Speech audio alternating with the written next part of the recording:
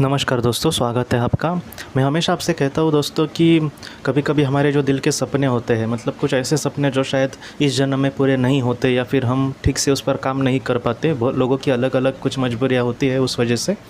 तो मैंने बहुत बार आपसे कहा है कि ऐसे जो सपने होते हैं जो अच्छे हैं, मतलब हमारे दिल में अच्छे आए, तो ऐसी इच्छाओं को बहुत सम्मान दिया जाता है। तो हो सकता है कि अगले जन्म में वो हमारे से पूरा हो दोस्तों। वो जो सपना है वो अपने आप हमारे सामने आए या फिर वो सारी चीज़ें हमारे जीवन में पूरी हो। तो आज की जो कहानी है दोस्तों, इसी सपने को लेकर या फिर इसी एक इच्छा को लेकर ऐसी है। ये जो कहानी है दोस्तों, वो जिस किताब से ली गई है उसका नाम है आत्माओं की यात्रा, जर्नी ऑफ सोल्स, जिसके लेखक है डॉक्टर माइकल न्यूटन जी। इसमें उस इंसान का नाम दिया नहीं है, हम उसको नाम देते हैं रॉन। रॉन इस जीवन में दोस्तों उसका पास्ट लाइफ रिग्रेशन उसका कर रहे थे, तब उसने अपने जीवन में ये देखा कि तकरीबन 1898 को दोस्तों एक ऐसी घटना घटी। मतलब क्या हुआ कि इसने अपना पास्ट लाइफ में रिग्रेशन में एक अपना जन्म याद किया। वो जन्म में दोस्तों एक 22 साल का वो सिर्फ लड़का था, और ये जो साल है तकरीबन वो 1898 का है दोस्तों। क्या हुआ कि जो 22 साल का वो जो लड़का था वो एक प्रवासी था, एक मुसाफिर था दोस्तों। वो रूस का था, और रूस से वो यात्रा करके करके अमेरिका में आया था, और अमेरिका में न्यूयॉर्क में तो वो दोस्तों आया था आखिरी बार। और वहाँ पर उसने क्या देखा कि एक बड़े से हॉल में दोस्तों संगीत बज रहा था।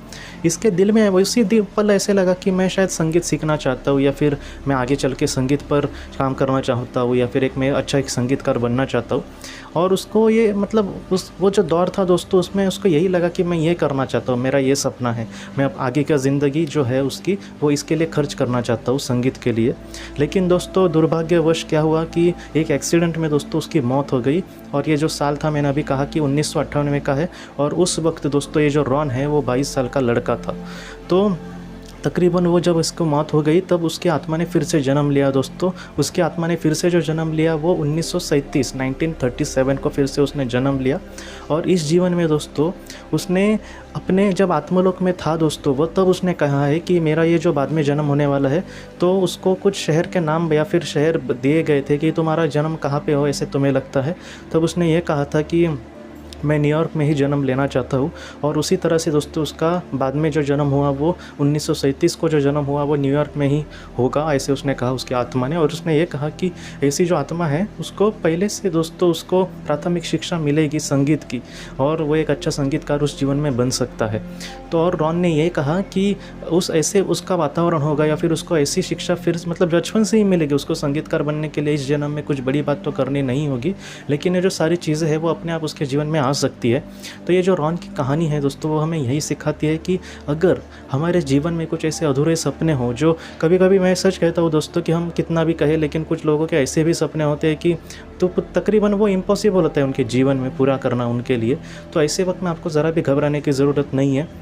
फिर भी मैं आपसे यही कहूँगा कि जितना हो सके अगर इस ज़िंदगी में आप जी तोड़ मेहनत करके उस सपने को पूरा करने की ज़रूर कोशिश करना। लेकिन अगर नहीं हुए, या फिर कुछ ऐसे भी लोग कहते हैं कि मेरे किसी करीबी का एक बहुत ही बड़ा सपना था लेकिन वो अब इस दुनिया में नहीं है, तो मैं आपको सच कहता हूँ दोस्तों कि आप उसके लिए ज़्यादा चिंता मत करना। एक जन्म उसके ऐसा भी होगा जहाँ पर वो अगर खुद भी ना चाहे वो करना, फिर भी वो हालात उसके सामने वो सारी चीज़ें लाएगी, और वो एक उस चीज़ में दोस्तों उस जो भी उसको करना है और उसमें बहुत ही अच्छे से अपना काम कर सकता है और एक अच्छी ज़िंदगी जी सकता है दोस्तों। तो आज की इस कहानी को लेकर अगर आपके कोई भी सवाल हो तो आप ज़रूर पूछें, जितना हो सके मैं उसका आपको जवाब देने की कोशिश करूँगा। हम अपनी अगली वीडियो में मिलते हैं। आप अपने परिवार का ख्याल रखना। आपका बहुत बहुत धन्यवाद। ज़िंदगी की रोशनी ये संस्था ऐसे लोगों के लिए काम करती है जिन्होंने किसी अपने को खोया है, या फिर जो लोग अपनी ज़िंदगी में बहुत ही ज़्यादा दुखी है। जो लोग इस संस्था से जुड़ते हैं उनको तकरीबन 50 किताबें भेजी जाएगी उनके व्हाट्सएप पर या फिर ईमेल पर। ये किताबें आत्मलोक या फिर मौत के बाद हमारे साथ क्या होता है, इन सारी चीज़ों की आपको पूरी तरह से जानकारी देगी। और इसके साथ साथ आपको एक पास्ट लाइफ रिग्रेशन थेरेपी की ऑडियो भी भेजी जाएगी।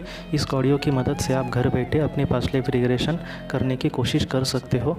बहुत लोग पास्ट लाइफ रिग्रेशन थेरेपिस्ट के पास किसी कारण के वश नहीं जा सकते, तो ऐसे लोगों के लिए मदद के लिए ये ऑडियो तैयार की गई है।